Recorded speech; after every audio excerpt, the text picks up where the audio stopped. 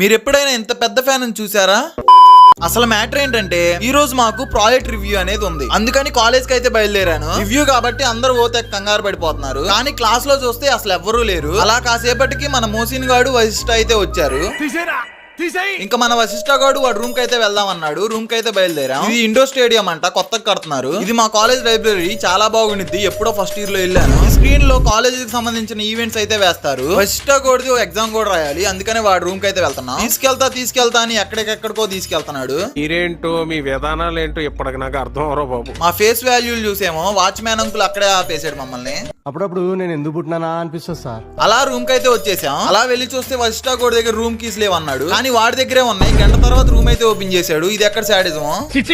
సంస్కారహీనులు. కాసేపు వశిష్ఠ గోడి ఫోన్ తీసుకొని మన ఫోన్ లాగా బిల్డప్ ఇచ్చాం. Will check father of the nation.